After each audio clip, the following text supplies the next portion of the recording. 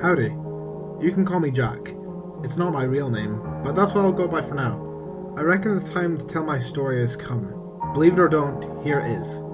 I suggest you take away the lessons it teaches, even if you dismiss it all as bullshit like 98% of the other stories on the internet. But there's more truth in this story than any one of you could know. Now, I've been out of high school for 3 years, but that's when this particular event takes place, so I'm going to have to wind my clock back a little here to tell the story. Originally, for my first 2.5 years of high school, I attended a school in the deep southern part of America, close to the Gulf. We had all kinds of ghost stories growing up, and if there was one lesson our super conservative parents taught us, it was this: don't go fooling around in things you don't understand. Now, I was really unpopular at my high school in the south. My first 2 years of high school were a real pain because I was a big dork, and everyone made fun of me. I was a loner, and all I really did in class was play my Game Boy all day before rushing home to play an MMO I was addicted to. All of that changed during my junior year, though, when my mother's job moved us out west. I started to attend a little Catholic high school with no more than around 250 students. It was at this time that I finally started to fit in and make friends. No one out here knew how much of a dork I was, so I opted to hide my power level, as I tend to say on a dash-A board, and tried to make friends for once in my life. Who knows, maybe I could even get a cute girlfriend if I was careful. I started to meet people at school. At a school that small, you end up knowing everyone in your class. On my first day, I made a new friend named Sam, and at lunch I opted to sit with him and his friends. He told me all about the other kids at the school, who was most popular, who the jocks were, so on and so forth. He introduced me to his friends too. Jim, a big jovial fellow who tipped the scales at 300 pounds. Vogelman, our table's resident computer nerd and hacker, and Thomas, a musician who played electric guitar.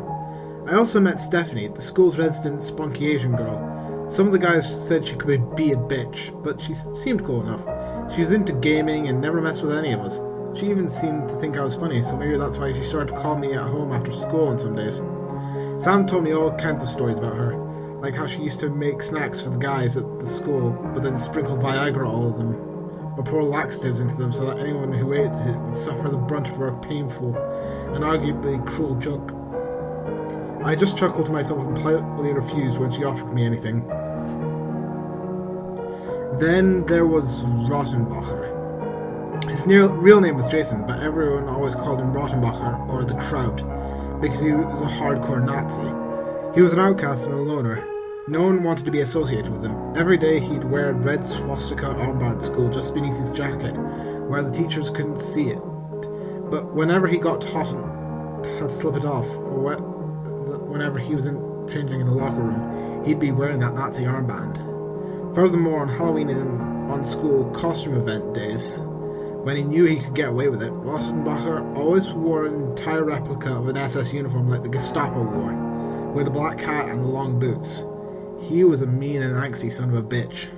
Whenever anyone told a teacher about him or asked him about the Nazi stuff, he'd shout racial or ethnic slurs at them, cuss at them, and yell, "Hail Hitler!" Furthermore, one particular thing that caught my eye was that I couldn't help but notice that Rottenbacher always walked with a slight limp, like he was in pain. Sam told me that somebody once saw him tightening a barbicillus in the locker room, like the ones the Catholic priests wear to punish themselves for their sins. It was a Catholic school, so I, like most people, just assumed at the time that maybe he just wore the cilice because he was a devout Christian. It was kind of strange for a hardcore Hitler lover like Rottenbacher, but it was high school, and none of us preferred to think too much about stuff like that. After he got done introducing me to everyone, Sam told me some of the school's old stories, including an urban legend that circulated about Kaylee, a girl that died mysteriously after playing some sort of cellphone game. Sure enough, he could point out the girl in the yearbook to me, and everyone recalled that the police had declared her missing under mysterious circumstances. She was presumed dead almost immediately thereafter. If you asked anyone exactly what happened, no one could tell you a damn thing. They always just said it was because she played the cellphone game. Sam, Stephanie the cute mischievous Asian, Rottenbacher the self-torturing Nazi, the cellphone game, the police's investigation of a teen's disappearance. All of these people and events were about to come together to drag me into something in which I wanted no part. It wouldn't even be until over 2 years later that I finally understood how and why everything went down just the way it did. Anyway, the last half of junior year came by and went, and the long summer passed us all by in what seemed like heartbeat. It was finally time to begin our last year of high school. Everyone was back for the new school year, pumped to start the laziest and most fun year of our high school lives. Even Rotbacher, still limping around in the school in that barbed syllabus, still spouting his Nazi garbage every time someone decided to mess with him. The year started off eerily quiet. Word was that 2 more cell phone game-related disappearances had happened over the summer to one boy and one girl from another high school, and that the police were investigating a possible serial killer. According to the paper, the only common link the police had found was that every person who disappeared had received a text message that read, "Welcome to the game." None of the text messages had been sent from the same cell phone, so this evidence had been dismissed as circumstantial. For me, though, things weren't half bad. It was this year where I finally started to open up more as a person. I made a good circle of friends who I trusted and I felt more calm about being myself at that point. Gradually, I started to fit in more and more, and pretty soon, I was pretty popular in certain circles. Stephanie liked to hang around with me more and more, because of how funny she thought my jokes were. Before long, one day, which I still remember as one of the happiest of my life, she came to me in the middle of campus after school and looked up with me at those beautiful Asian eyes, and that long black hair and a smile to die for. She asked me right there and then, "Jack, will you go out with me?" I laughed, ran, and jumped for joy. "Of course I will," I said, and danced around with her there in front of everyone. I finally had a girlfriend. I still remember that was one of the happiest days of my entire life, if not the happiest. We went on dates, we hung out after school, and she even started to eat lunch with Sam, Jim, Vogelman, and I every day. Maybe I wouldn't have been so happy had I known what was going to happen next. It was one day at lunch when she was sitting with us when she mentioned that while sleeping over with her friends one night, they had stayed up late with some girls from another high school talking about the cell phone game.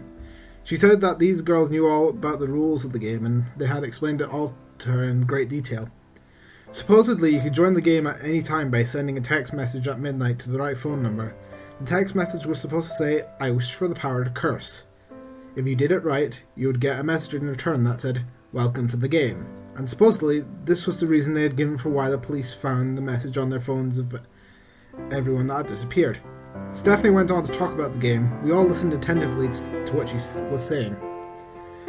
She told us that once someone was in the game, they were in danger. Within 2 weeks, they had to complete one of a number of different tasks, or else they would be dragged away in the night. I stopped her right there. Dragged away? By what? To where? She got silent for a moment.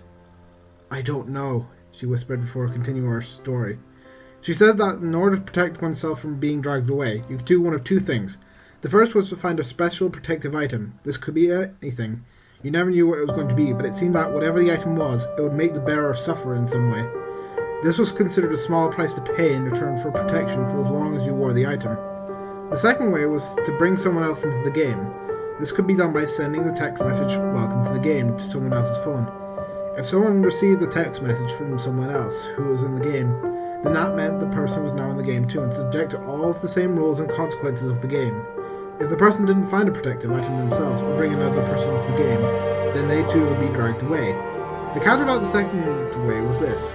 While the protective item, if found, could protect you indefinitely so long as you kept it with you, bringing someone else into the game would only buy you a temporary grace period. The first time you brought someone else into the game, you get a 2-week extension, then only 1 week. Eventually the grace period would get shorter and shorter until you barely bought yourself any time at all by bringing someone else into the game. By that time, you needed to have found your protective item. Even though I'd always been some sort of an X-File, I didn't like hearing her talk about this stuff, so I told her it was a bunch of nonsense. "You really think so?" she said. "If that's true, it would explain what the police found. And imagine how cool it would be to be able to curse anyone who messed with you by bringing them to the game. You could get rid of anyone and no one would ever know." There was an edge in her voice I'd never heard before from Stephanie. She almost sounded intoxicated at the thought of this. Truth be told, it scared me a little. "Don't go talking like that," I told her. "Stuff like that beyond people like you and me. We shouldn't go messing around with stuff like this. What if you got involved in it and then it all turned out to be true? What would I do if something happened to you? Promise me you won't go messing around in that stuff. She gave me a funny look. I never thought you'd be the kind of person to be scared of silly things like this, Jack. Well, I don't think it's right to mess around in stuff you don't understand, you know? I gave her a concerned look. Now promise me, Steph. Promise me you won't go try it. She sighed in annoyance. Fine, I won't play this scary cell phone game. Are you happy now? I told her I was. The truth be told, I was scared. I didn't believe her, and all the time I'd known her. I'd never seen her betray anyone or slip around or anything, but she'd always been a trickster and a liar. I would lie to anyone about anything if it got her ahead without hurting anyone else. But to be honest, I always thought he was kind of cute and just accepted it as one of her quirks, but this time it was serious. So a few days later, when she came back and told us that she had joined the game, I was pissed. What are you thinking, Stephanie? You promised me you wouldn't do that. Yeah, I know, but it's not any big deal. I already got it all planned out. Besides, if it's true and it works, it's too good of an opportunity to pass up. She held her cell phone. Look, she said giddily. A text message was opened on the screen which read, "Welcome to the game." Kinda freaky, huh? I got it just after I sent the text at midnight, just like the girl said. My jaw dropped. I was speechless and scared stiff. This game couldn't be real. Could it? Stephanie, if this is real, then you're in danger now. You've only got 2 weeks to find this protective item. I know. That's why I sent the text to Rebecca. I'm going to find out if it's true or not. I hit the roof. You did what? But Stephanie, if this is real, then that makes you as good as a murderer. You cursed Rebecca and now she could die because of you. Relax, Jack. I don't actually believe any of this stuff. But even if I did, Rebecca's always been a big-time bitch. It's not like she doesn't have it coming anyway. She giggled that same mischievous giggle of hers I'd always loved, but this time I wasn't loving any part of it. A couple of weeks passed and nothing happened. But then one day, Rebecca didn't show up at school. At lunchtime, Stephanie was sitting with us, as usual, when the assistant principal came to talk to us all with a megaphone. May I have your attention, please? Everyone got silent. The police have reported that one of your fellow students, Rebecca, has gone missing. Stephanie's golden skin turned white. She froze. Her parents are very worried about her. And if any of you know anything about this, please come and talk to me after school. That is all. Stephanie? I whispered. I was very afraid for her. I was very afraid for what she might do. She looked at me and said, "Don't say anything. Just don't." She gasped and bolted from the lunchroom. I chased after her. Stephanie, what are you going to do? She kept drawing away from me, her cell phone out. Don't try to stop me, Jack. If I'm going to survive, I'm going to need more time. I can get another week if I curse someone else. And that'll give me 3 weeks to find it. Stephanie, listen to yourself. Who are you going to curse? You kill someone else for a little extra time? Look what's happened to you. She was starting to cry. I know, damn it. But I know who I'm going to curse. No one's going to miss them, I promise. Stephanie, that's not right. You can't do it. No one deserves this. Let me help you. We can find a protective item for you together. She turned around and showed me her cell phone. Her text outbox had a message which read, "Welcome to the game." She had sent it to Rottenbacher. I started to weep. I grabbed onto her as tightly as I could. Stephanie, I love you. I'm so sorry. This isn't right. None of this is right. She held onto me and began to cry deeply as well. We held each other there for nearly an hour like that. I still remember it like it was yesterday. Then the night before we went home, we both resolved we would start looking for a protective item the next day. The next day I was walking with Stephanie along the track after school when Rottenbacher approached us with his cell phone. He was furious. He held it up to her face. "Is this your idea of a joke, you stupid slanty-eyed bitch?" Truth be told, I felt Rottenbacher had the right to be a little angry. Surely he was a Nazi perverted freak. But with all the whisper of murder going around, I could imagine anyone being angry about getting a text like that. But even so, I wasn't about to let anyone talk to my girl that way. "Hey buddy, you watch your mouth. That's no way to talk to a lady." "Lady!" Rottenbacher shouted. "This fucking slut is not a lady. She's a bitch, and she tried to kill me. I bet you killed the other girl too, didn't you? Rebecca? She's missing because of you, isn't she?" Stephanie began to cry again. I pulled my arm back and punched as hard as I could at Rottenbacher's face. He stumbled backwards a few steps and grabbed his lip, from which trickled a little stream of blood, but he kept his composure. I halfway expected him to swing back at me, but he just stood there. After a moment, he spoke. "You just don't get it, do you, Stephanie? I'm already in the game! I always have been. I know the fucking score, but unlike you, I never cursed anyone else. Bullshit, I said. If all that's true, then how are you still... Suddenly, I remembered the Silas Rottenbacher wore around his leg that caused him to limp in agony, and what Stephanie had told me at lunch. Whenever a new protective item was discovered, whatever it was, it would cause its bearer to suffer. Your protective item. You have one. Stephanie's eyes lit up. It was clear that she had realised the same thing I had. Rottenbacher smirked. That's right. So I just figured your girlfriend better know that she didn't get any additional time for trying to curse me. I've already been there and done that. Stephanie looked up at him with fear in her eyes. Days passed, and try as we might, Stephanie and I couldn't find anything that could qualify as a protective item. We were approaching the 2-week deadline, and she was looking more and more scared by the day. Her hair was a mess. Her usually bubbly personality was glum and distraught. She stared off into space during class and prayed constantly. After the 2-week deadline passed, we were both terrified. She came up to me at school and said, Jack, I want you to sleep with me tonight. Stay with me all night. Don't let it get me. I couldn't refuse. I showed up at her house late that night and came in through her bedroom window. We slept together. It was bittersweet. She went to sleep holding me, but I lay awake most of the night watching and waiting until I finally fell asleep around 4:30 in the morning from sheer exhaustion. The next day when I woke up, all I could think was, Stephanie? I looked around frantically. She wasn't in the bed next to me. Stephanie? I said louder as I climbed out of the bed and began to search for her. I walked into her kitchen. Don't be so loud, I've always said it. It was Stephanie's. I turned around to see her sitting at a round table in the kitchen. She was smiling and seemed as giddy as ever. I breathed a sigh of relief. My parents aren't at home. I've already gone to work, but I don't want the neighbours to get suspicious and say something. I wept in relief. It was over, and she was safe. Nothing had come for her. I'd ran across the kitchen floor and hugged her and kissed her all over. Everything was perfect. For 2 weeks. Then I came to school one day and 9 of our classmates had disappeared, including Sam. Everyone was in an uproar. No one knew what had happened to them, or where they had gone. No one except for me, and the person who had done it. Stephanie. If the amount of time extended was halved every time you brought someone into the game, then 9 people would have brought her just over 2 weeks, which meant that her time would be running out again tonight. I confronted her about it after school. Stephanie, the police are getting suspicious. You can't do this anymore, and I can't watch you do this anymore. It's wrong. It's evil. She looked at me silently. I still remember the look in her eyes that day. At this point, it had become clear to me that the girl I had known and loved was long gone, and all that remained was a soulless, wicked shell which clung to life and feared death more than anything. But even so, I still loved her more than anything. She was my first and only girlfriend, and I couldn't let her go. I couldn't let anything happen to her. It's okay, she said. I won't do anything. I've accepted what I need to do, and I'm going to do it. No one else is going to die because of me. Stephanie, are you sure? Maybe we can still find a protective item for you if we look now. She looked down sadly. There's no use in running from it now. I just want to spend the night with you tonight, okay? One more night together, that's all I want. I was heartbroken. Everything was too melancholic and too melodramatic.